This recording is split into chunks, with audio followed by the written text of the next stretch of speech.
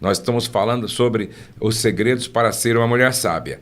Bom, ser uma mulher sábia, como é que você, por exemplo, eu acredito que muitas mulheres podem, as evidências, as características de uma mulher sábia. Frutos, né, pastor? Quando a mulher ela consegue, né, olhar para a palavra, ler aquilo que a palavra nos instrui, não só em Provérbios 31, quando fala do comportamento da mulher sábia, mas de toda a Bíblia, né?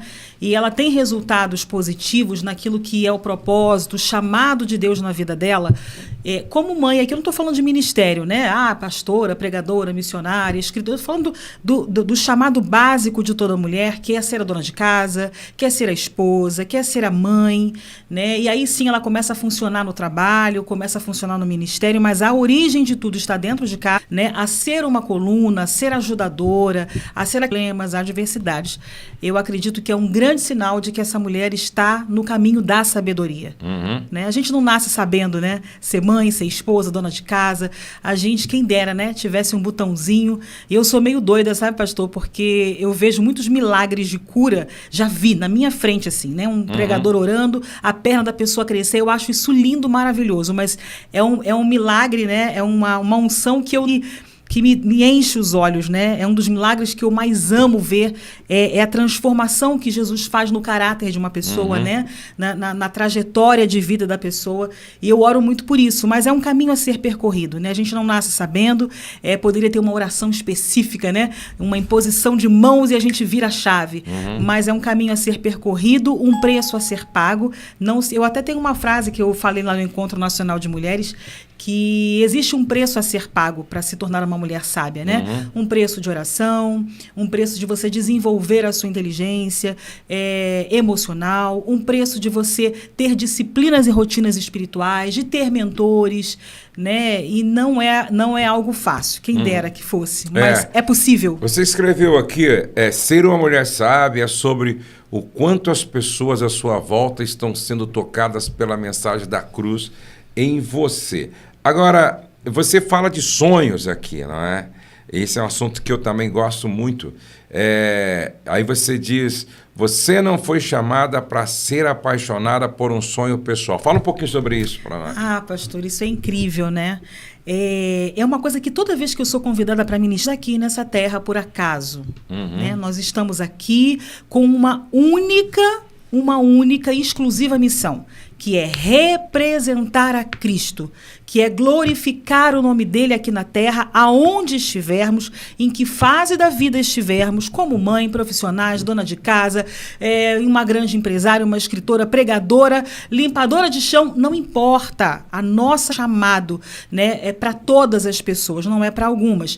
E aí algumas se confundem, né, achando que precisam de um cargo, precisam de um palanque, de uma plataforma, de um microfone, de uma visibilidade, de uma rede social lotada de gente. Na verdade, não. Você só precisa do palco da sua casa, né? Então, o nosso sonho o tempo inteiro, enquanto estivermos aqui na Terra, precisa ser encontrar formas de representar a Jesus, de glorificar o nome dele, de atrair as pessoas para Cristo, né? Então, a mensagem da cruz precisa estar muito viva dentro de cada uma de nós, e eu preciso sonhar os sonhos dele, porque se ele já me conhecia desde antes da fundação do mundo, já me conhecia pelo meu nome, ele já tinha uma história, uma trajetória. A gente acha que é sobre nós, a vida aqui na Terra é sobre nós, o meu sucesso, né, o meu desempenho, as minhas redes sociais, a minha projeção, a minha conta bancária, e não é.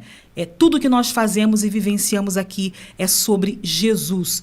Então, tem uma frase que eu gosto sempre de dizer, que nós estamos aqui na Terra, somos mulheres espirituais vivendo uma experiência na Terra e não o contrário. Eu passei muitos anos também confusa com isso, achando que eu era uma mulher natural, uma mulher comum, né, no sentido de não olhar, né, a minha origem, da onde vim e para onde vou, e lutando com armas naturais, tendo experiências espirituais. Vai, a gente levanta a mão, canta, ora, chora, faz amizades, recebe, né, se desmancha, e quando chega na segunda-feira, de evento em evento, e aquilo fica ali. Né? E por quê? Porque a gente não consegue enxergar isso, que eu preciso sonhar os sonhos de Deus, que eu sou representante dele aqui na Terra, que não importa problemas, circunstâncias e aonde eu esteja, eu tenho que representar Cristo, que eu sou espiritual, uma mulher espiritual, mundo espiritual, e não o contrário. Não somos mulheres naturais, vivendo experiências espirituais. Não, somos espirituais, vivendo experiências aqui na Terra. É sobre isso que eu norteio a minha vida, meus comportamentos, as minhas escolhas, e por isso que eu digo que a gente precisa sonhar os sonhos de Deus, porque a Bíblia mesmo fala... Um sonho para uma mulher ou dar um sonho para um homem, você até fala sobre processos, né? Entre ter um sonho e realizar um sonho, existe uma caminhada, né? E aí você fala sobre... Dentro de você, quando você não olha para o seu processo, quando você não procura estar ali elemento de melhoria. Inclusive, fiz uma postagem falando hoje sobre os feedbacks que a gente recebe, né? Quantas vezes a gente não está curado, né? Doentinho ali na alma, também já passei por isso. De vez em quando é uma doença que quer me pegar de novo. Você escuta alguma coisa que não foi muito legal aos ouvidos, a primeira impressão que você tem do ser humano é normal, né? Se fechar, né? Não ouvir, tá com inveja, né? E fica chateado pro outro e não entender que aquilo pode ser algo positivo para você. Então, se distrai olhando, né, o jardim, o quintal da outra que está mais florido, se distrai lá, né? Vamos listar aqui quais os problemas, os desafios que a Gláucia está enfrentando hoje. A gente teria uma lista enorme e se eu decidir olhar para esses problemas como um gigante, como um Golias, eu acho que eu faço o senhor chorar hoje aqui, viu, pastor? De verdade. Mas eu escolho entender que isso é processo, pensar que Deus não me esqueceu, que Ele está no controle de todas as coisas e viver a palavra. A palavra diz que todas as coisas cooperam para o bem daqueles que amam a Deus. E, querida, se você está me ouvindo aqui agora, passando por um problema bem sério, né, que você acha que não vai conseguir, tire os olhos do problema. Olhe para o autor e consumador da sua fé, né? Ele está aí com você e todas as coisas, quando a palavra de Deus diz que são todas, cooperam para o seu bem. Vai passar e vai produzir o peso da glória de Deus na sua vida. As lutas, as adversidades, os problemas não são para morte, são para crescimento e é para que o nome do Senhor seja glorificado. E aí as pessoas se distraem, né? Ai, porque o meu filho assim, porque o marido assado. Eu sei que não é fácil, eu não estou aqui minimizando. Entender qual é a finalidade dela, não pode me parar. Eu preciso continuar andando, ainda que chorando, enxugando as lágrimas, olhando para o alto e não me distrair, né, com as situações, que são os processos, as adversidades, os problemas. Você fala de olhar para o lado, sentir-se vítima e querer pular etapas. É muito importante que nós entendamos e para o retrovisor você só olha para se orientar. Serve para você se orientar e ser prudente na condução do seu veículo, não é? Mas você tem que estar olhando para frente, não é? Olhando para frente, porque quem fica olhando muito para os lados acaba provocando um acidente e comprometendo a sua viagem, né? Ele foi ungido rei, ele sabia que aquela unção tinha a ver com o governo. Só que entre a unção, certo, e assumir o trono como rei, talvez tenha levado uns 12 anos. E ele não queimou etapas. Isso é muito importante. Você também fala sobre o modo repouso. O que significa esse modo repouso? É o descanso, né, pastor? É isso que eu acabei de falar aqui, é você entender. E aí aqui no livro tem uma parte também onde eu falo, né, sobre esse lugar do descanso. É o desenvolver rotinas espirituais, é ter o hábito, né, de todos os dias, necessariamente num horário que você consiga colocar de manhã à noite, um tempo de qualidade para você estar a sós com Deus, mas durante o dia tá ali ligada, né, falando com Deus, sentindo, mulher, acredite. Enquanto eu sou cristã, desde que eu me entendo por gente, e o dia em que eu comecei a ter, mesmo com a minha agenda cheia, parar, entender que aquilo ali para mim era como essa água que eu estou bebendo aqui, sem ela, 3 dias o meu corpo falece. A minha vida com Deus A minha vida, a minha existência nessa terra era uma. E depois que eu entendi esse caminho, se tornou outra.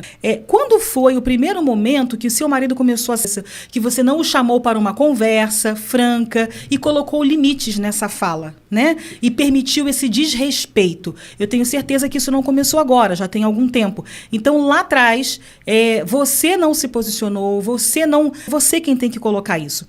Eu posso te garantir que o seu marido não faz isso de propósito, tá? Provavelmente infelizmente, a gente acaba, sem saber, descontando no cônjuge, isso acontece com o marido ou com a mulher, ele está precisando de ajuda, né? E a ajuda que você pode dar nesse momento é, se possível, você fale comigo dessa forma. Eu sou uma mulher que faço isso, assim, te trato dessa forma, me sinto desrespeitada, não sei se essa é a sua intenção.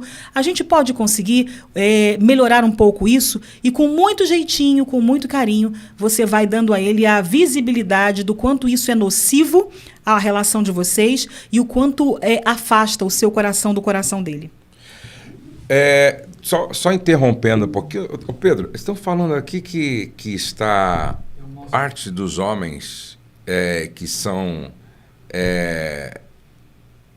indelicados, às vezes ignorantes no sentido de estupidez, é muito mais fácil. Você não modifica e você não controla o que você não muda o que você não conhece.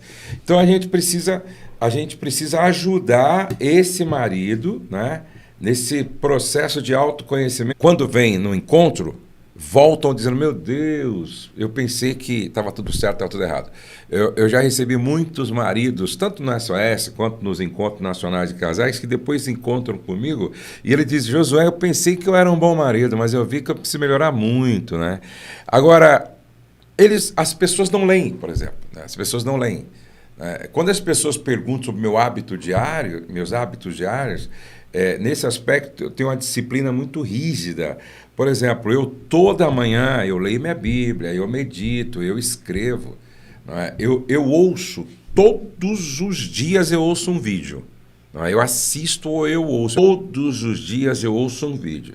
Então o conhecimento é libertador. Nenhuma escravidão é pior do que ser escravo da própria ignorância. Então, o que eu percebo é que os maridos, tem alguns que só falam de futebol, né? Tem outros que só falam de... Entendeu? Então, parabéns até ao José Aldo, que ganhou no UFC. Sábado. Agora, só isso não resolve. Eu vou dar um link. Vocês têm que assistir esse vídeo, tá? 9 sinais de que seu casamento vai acabar segundo a ciência.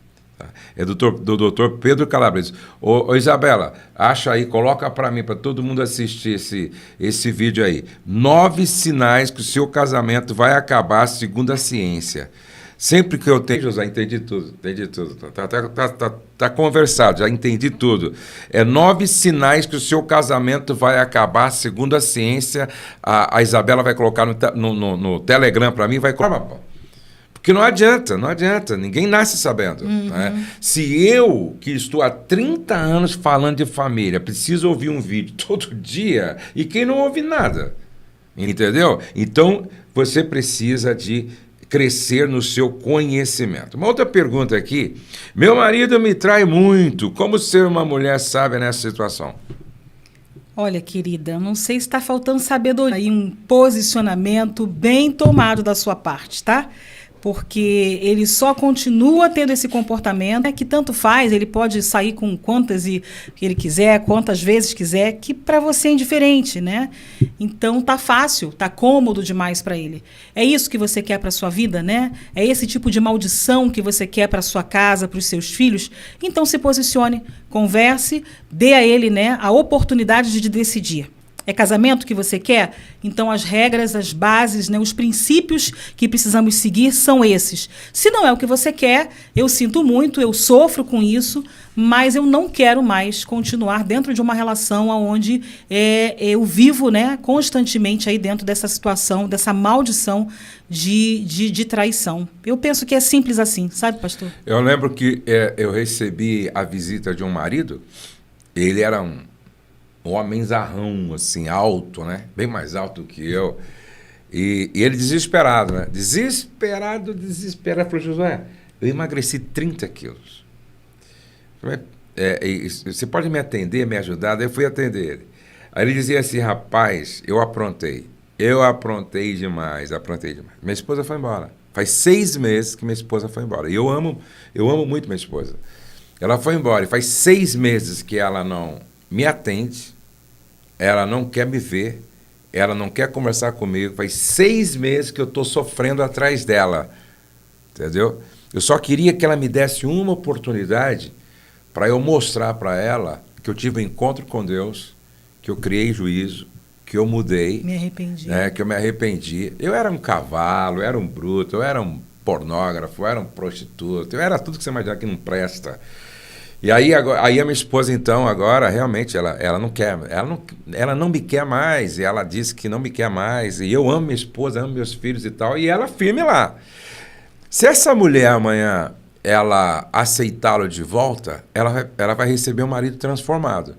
E ela vai receber um marido decidido a ser gente, de ser homem, ser íntegro, ser fiel, porque ela se posicionou. A maioria das mulheres que não se posicionam, elas vão arrastando, né?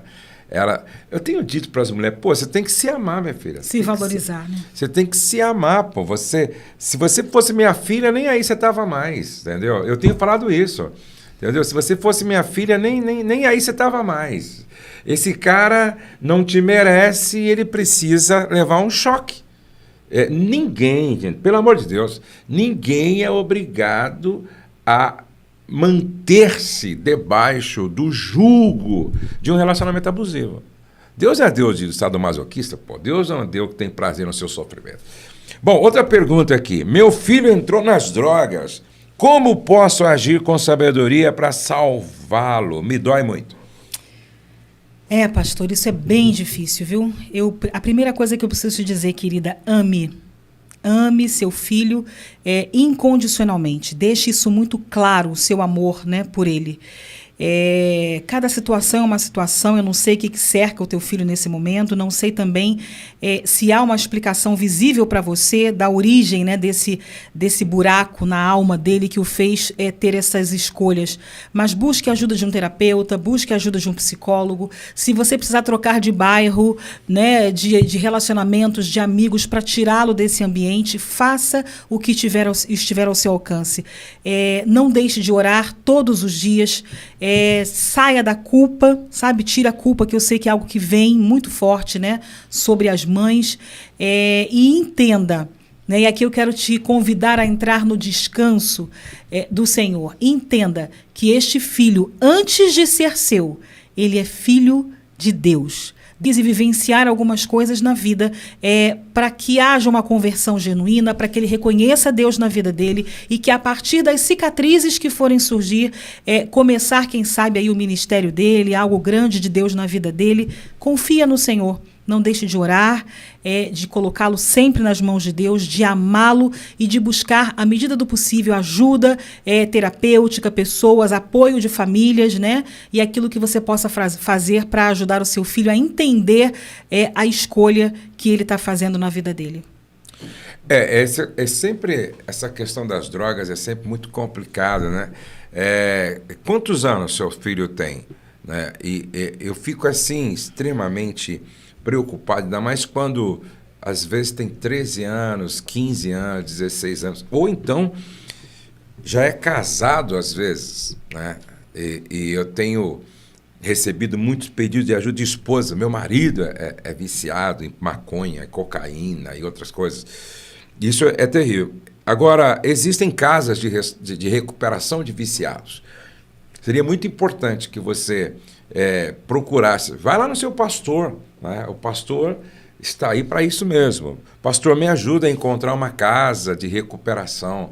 Mas eu não tenho dinheiro. Fala com o seu pastor, entendeu? A igreja vai fazer uma ação social aí, como já aconteceu aqui. Eu lembro que uma vez nós juntamos um grupo de pessoas e cada um pagava todo mês um pouco para salvar um jovem das drogas. E isso é papel da igreja, entendeu? E essa é uma hora que você tem que buscar ajuda, não é? Você tem que buscar ajuda, não aceite como normal, no natural, não, todo jovem passa por isso. Não.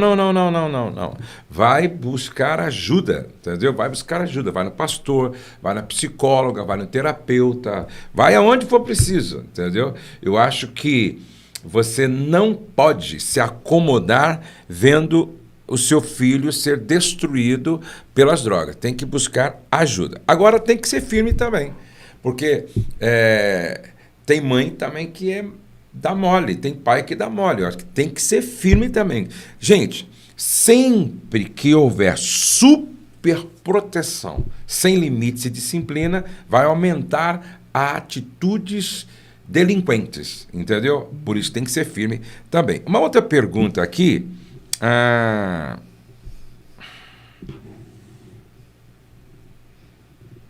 Pastor, como ser sábia na questão que meu marido não se revela casado nas redes sociais?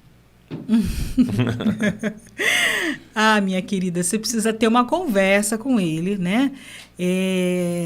Enfim, chamá-lo para a razão, né? Por que essa vida pública, né? Com um perfil de solteiro e por que? Tem que entender, né? Mostre para ele quais são os seus valores, o quanto isso é prejudicial para a família, pro casamento, o quanto isso te deixa insegura, né? Pergunte quais são as intenções do coração dele.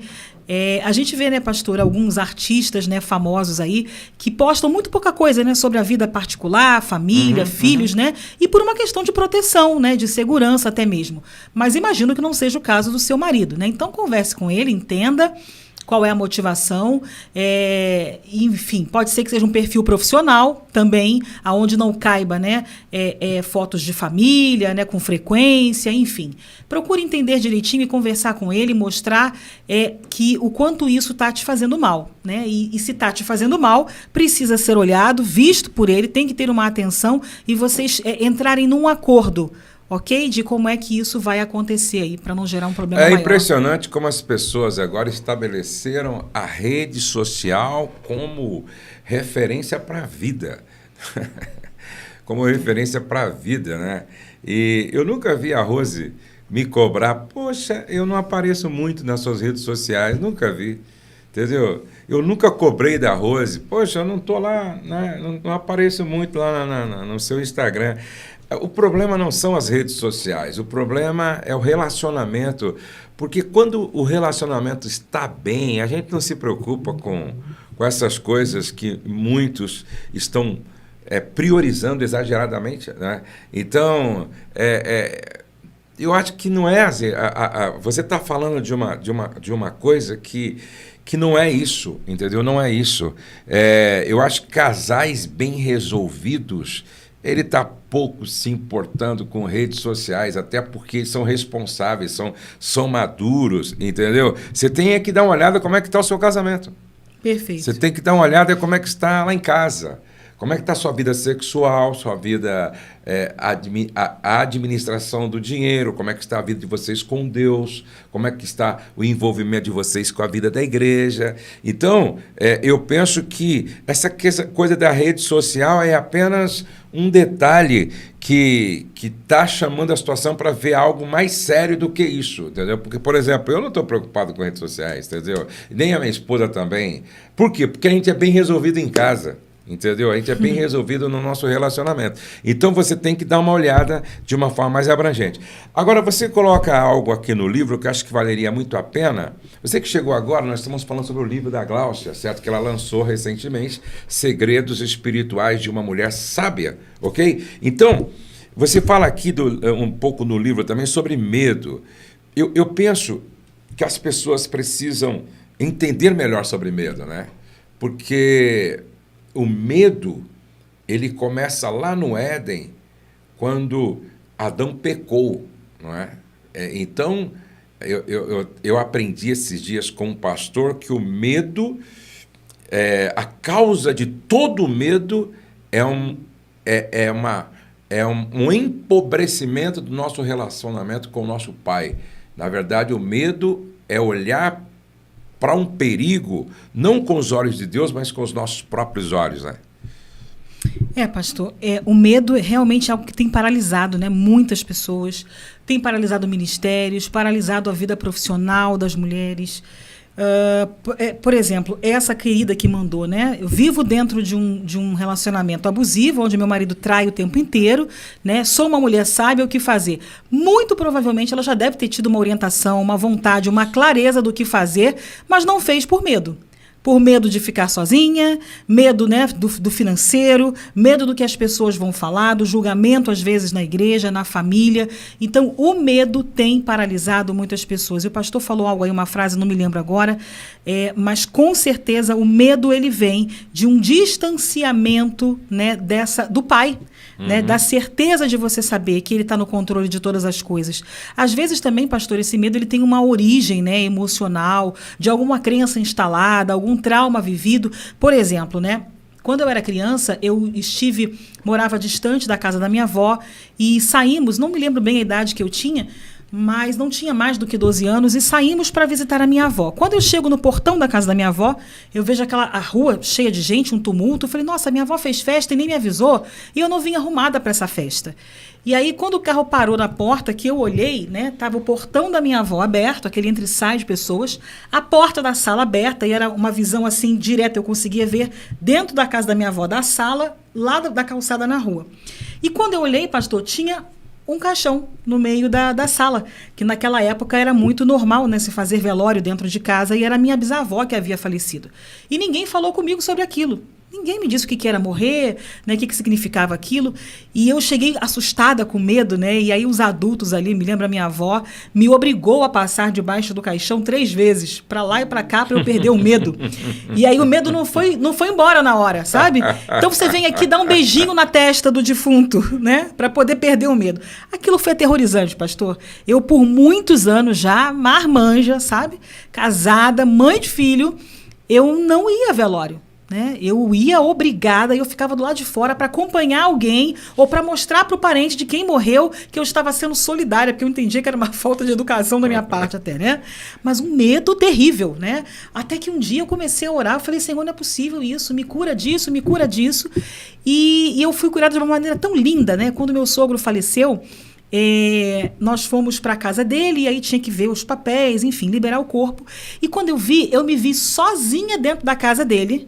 E eu estava muito cansada, eu era locutora de rádio lá no Rio de Janeiro nessa época, tinha saído de um plantão, estava com sono, plantão na madrugada, e eu estava deitada na cama dele, dormindo e cochilando, esperando todas as situações serem resolvidas para eu ir para o enterro. E eu falei, meu Deus, quando, né, que eu, numa outra situação, estaria dentro da casa de alguém que faleceu, deitado na cama desta pessoa e sozinha dentro da casa. E ali veio uma paz no meu coração tão grande, sabe? Eu senti a cura e nunca mais. Hoje, se eu tiver que ir, chego perto, se tiver que fazer um cerimonial de um funeral, eu vou fazer, não tem nenhum problema. Mas era algo que me bloqueava. Um medo, né, advindo de um trauma da infância. Então, observe a origem, né, disso, coloque isso diante do Senhor, mas a grande parte dos medos que sentimos, eles são infundados. É interessante, né, que o apóstolo Paulo, quando Paulo fala aqui em Filipenses, capítulo de número 4, ele fala sobre a mente, né? Ele fala o que é que tem que encher a nossa mente. Filipenses 4:8, né? Os nossos pensamentos. Então, ele diz aqui, ó, né? Finalmente, irmãos, tudo que é verdadeiro. Então, o que é o medo? O medo, na verdade, é uma mentira que se instalou em você como verdade. Né? Eu acho que é tão fácil de você se libertar. Como é que eu trabalho os meus medos? Olha como é que eu trabalho. Medo de andar de avião. Por que eu não tenho medo de andar de avião? Porque eu trabalho na minha cabeça assim, peraí. Quantos aviões caem por dia? Não é? Quantos carros batem por dia? Aí eu converso com o piloto. O piloto me fala, Josué, 99% dos acidentes de avião é erro humano, não é erro mecânico. Então o avião é muito seguro. Então eu vou estudar para ver a verdade sobre o avião. Pronto, acabou o medo. Entendeu? Outra coisa, eu fico vendo outro dia, um pastor mandou chamar a esposa, mandou chamar a esposa que estava na igreja para vir para casa, porque ele estava em cima da mesa com medo de uma barata. Olha, o pastor em cima da mesa com medo de uma barata. Isso a gente ri, mas é sério. Não é um problema, é um problema. Mas por quê? Em algum lugar, quando criança, levou um susto por causa de barata, colocaram de repente uma barata na mão dele, e quando ele abriu na criança, e era uma barata, ele saiu desesperado. De repente, é um trauma que foi gerado. Mas, como é que eu lido com isso? Por exemplo, por que eu não tenho medo de barata? Porque eu analiso qual é o tamanho da barata, qual é o poder da barata. Eu sou maior do que a barata, sou maior do que a barata. Entendeu? Então, por que eu vou ter medo da barata? Entendeu? Eu sou maior do que a barata. Eu tenho poder sobre a barata. Não é a barata sobre mim. Então, por que eu vou ter medo de barata? Entendeu? Ah, de morto. Por que eu vou ter medo de morto, pô? Nunca ouvi falar que o morto saiu do cemitério e foi puxar o pé de alguém. Eu nunca ouvi falar. Isso é imaginação. Você está me entendendo? Agora, existe o medo com mecanismo de defesa. Por exemplo, não é que eu tenho medo de cobra, que eu também... É outra coisa que eu também não tenho... Por exemplo, eu posso ver uma cobra, né? Esses dias, uma das nossas queridas irmãs que trabalham com a gente, quando ela viu a cobra, na hora, quase que ela desmaiou. Ela ficou toda pálida, saiu correndo, o coração disparou e ela falou, eu preciso ser curada disso, eu preciso ser curada. Mas aí eu fico pensando, mas por que ter medo de cobra, sendo que se você for prudente, ela não vai te fazer nenhum mal? Entendeu? Se você for prudente, ela não vai te fazer nenhum mal. Chega a ser irracional até a reação, às vezes. Porque né? É uma mentira. É uma mentira que se instalou, que se tornou uma verdade, que nós chamamos de crença, entendeu? Que limita as pessoas. Então você precisa fazer esse cálculo, você precisa pensar, por que eu vou ter medo de cobra? Pô, por que eu vou ter medo de barata? Por que eu vou ter medo do escuro? O que tem a ver o escuro, gente? Entendeu? O que tem a ver? Quando eu vou no velório, eu volto. Mas por quê? Medo do quê? Do morto. Entendeu? Não faz sentido. Não faz sentido. Então, quem tem medo precisa se libertar das mentiras que foram plantadas dentro de você. Eu não estou falando do medo assim como mecanismo de defesa. Certo? Então, porque se eu não tiver nenhum medo, eu vou colocar minha mão no fogo e vou queimar. Eu vou pegar a cobra de uma forma errada e vai me morder. Eu vou entrar na jaula do leão, eu vou morrer. Não estou falando esse tipo de medo, estou falando esse medo patológico, com base numa mentira que te limita, que te impede, entendeu? Que te bloqueia, que faz você perder o fôlego, e o coração bate forte, você fica ofegante. Não pode. Isso aí já é patológico. Bom, então as mulheres precisam se libertar do medo, na verdade. E é interessante que Paulo começa falando assim, tudo que é verdadeiro. Né? E eu estava ouvindo até não sei qual desses que eu estava vendo esses dias, falou interessante, as pessoas... o pastor Paulo Borges Júnior falou, as pessoas sofrem desnecessariamente. Tipo, você chega assim para uma mulher e fala assim, uma mulher que é bonita, sua feia. Aí ela vai para casa e não dorme. Meu Deus, me chama... Peraí, Paulo diz, tudo que for verdadeiro é verdade? Não. Então isso não vai ocupar minha mente, pô. Porque Paulo falou que é para ocupar com aquilo que é verdadeiro. Né? Aí, bom, sou careca, pô, eu sou careca. Por que eu vou ficar? É verdade, é verdade, entendeu? Então, nós temos que parar de sofrer por falta de convicções que tenha baseadas na palavra de Deus. Porque é assim, pensamento que orienta os meus sentimentos. Mas o que deve, então, orientar meus pensamentos? Minhas convicções fundamentadas na palavra. Aí acabou, entendeu? Aí acabou o problema. Você diz uma coisa no livro também que eu achei interessante, acho que é muito importante nós terminarmos falando sobre isso, que Deus não está preocupado com o nosso conforto, e sim com o nosso crescimento. Isso é importante, né?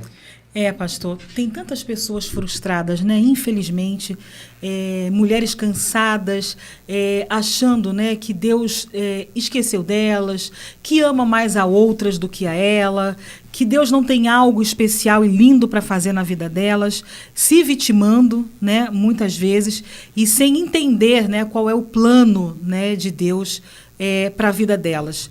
Então, eu penso que é preciso, sabe, fazer uma pausa, orientar os seus pensamentos, orientar, sabe, os seus... É isso aí que o pastor falou, gerenciar os pensamentos.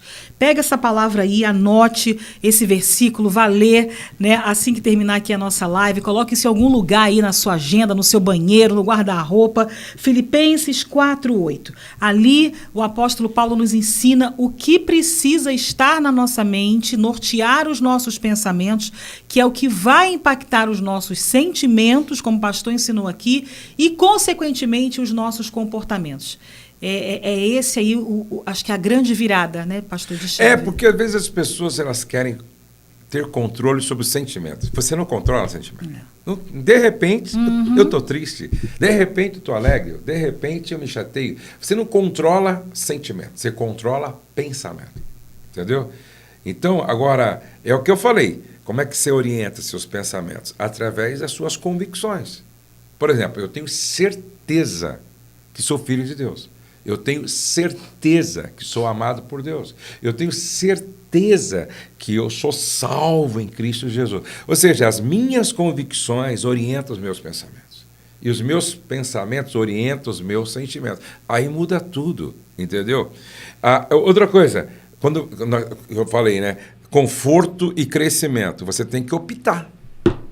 Não tem como, entendeu? Você querer viver confortavelmente e crescer.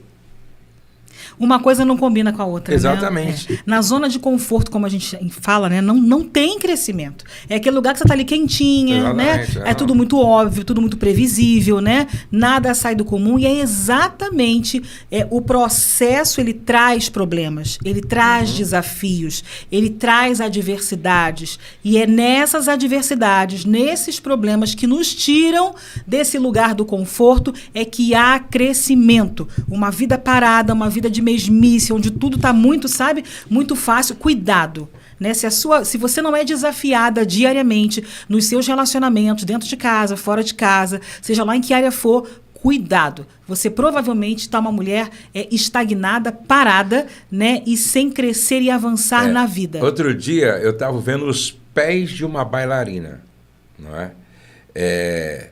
Dá medo de olhar assim, e tanto ferimento, entendeu? Então, quem olha assim, fala, que coisa linda, como é que ela consegue fazer isso? Acho que ela nasceu assim, não nasceu assim. É o preço a ser pago, né? Quando você lê a história de um atleta de alta performance que chega numa Olimpíada e ganha 3 medalhas de ouro, não é? Aí você vai estudar a história dele, ele sofreu muito. Ele teve que se abster. Enquanto todo mundo ia dormir meia-noite, ele dormia 9 horas da noite. Enquanto todo mundo acordava 8 horas, ele acordava 5 horas da manhã. Enquanto todo mundo estava comendo de tudo, ele tinha uma dieta. Então ele teve que abrir mão do conforto, do bem-estar, 4 anos para chegar lá e receber uma medalha de ouro. Então, se você quer realmente ser uma pessoa condecorada, uma pessoa premiada, uma pessoa de alta performance, uma pessoa que vai deixar um legado relevante, né? Relevante, você tem que fazer opção, entendeu? Pelo sofrimento, entendeu? E não adianta, não existe, ninguém cresce na sombra, entendeu? Ninguém aprende a voar sem sair do ninho. Entendeu? O filhote que não sai do ninho, ele não aprende a voar e ele vai ser uma presa fácil nas mãos, diante dos predadores da vida. Então você precisa entender que para crescer, precisa abrir mão do conforto. É por isso que a Gláucia coloca aí que Deus está muito mais preocupado com o nosso crescimento do que com o nosso conforto. Ô, Gláucia, você quer falar um pouquinho mais do seu livro? Então, pastor, eu queria só falar o seguinte, né? Eu queria contar para as mulheres, para quem está aqui nos assistindo. É esse livro aqui, ó. Isso. Que esse livro, ele foi pensado da seguinte forma. Eu sempre que tenho chance, eu conto isso. Pastor, eu nunca na minha vida tive hábito de leitura. Né? Até sentir, né, uma necessidade de um crescimento, de algumas respostas que eu não encontrava nos cultos que eu frequentava, né? E eu estava em busca da inteligência emocional, e eu fui apresentada a um livro há uns anos atrás, um livro fino, né, como esse aqui, né? É um livro fino de leitura rápida, onde eu assisti a palestra, como essa hoje aqui que a gente está falando sobre o livro, do autor, e me interessou o assunto e eu comprei o livro. Pastor, em uma semana, era mais ou menos dessa grossura aqui, eu li o livro 3 vezes.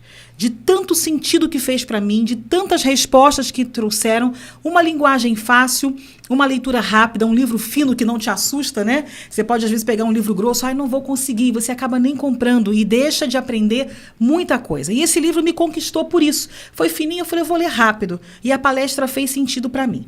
E aí eu li 3 vezes em uma semana, hoje já perdi as contas de quantas vezes eu já li.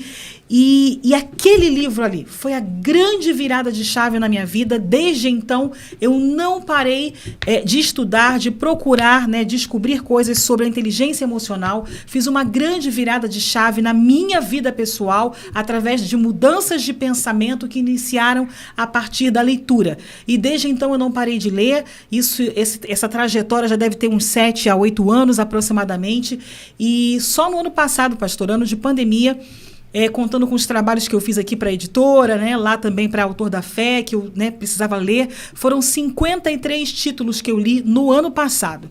Então, eu compro muito livro, eu leio muito livro. Hoje já consigo ler livros mais grossos, com uma profundidade maior, alguns termos maiores. Ficou fácil a partir daquele primeiro livro. Então, quando eu escrevi esse livro, eu em oração dizia, Senhor, que seja algo impactante na vida de mulheres que também, como eu, não têm o hábito da leitura, mas que precisam virar essa chave para descortinar muitas coisas no seu interior, acessar, né, ativar a inteligência emocional delas. Então, é um livro fino, um livro de uma linguagem bem tranquila, bem conversada, como nós estamos falando aqui com você, né? E que você vai ler rapidinho e que eu não tenho dúvida, vai virar muitas chaves na sua mente. Eu tenho recebido, sabe, pastor, muitos depoimentos de mulheres assim comentando que leu rápido, já está lendo a 2ª vez, que começou a fazer um planner, né, de vida, de comportamento, de atitudes e hábitos novos a partir da leitura do livro, que está comprando para presentear as amigas, porque realmente tem feito muito sentido.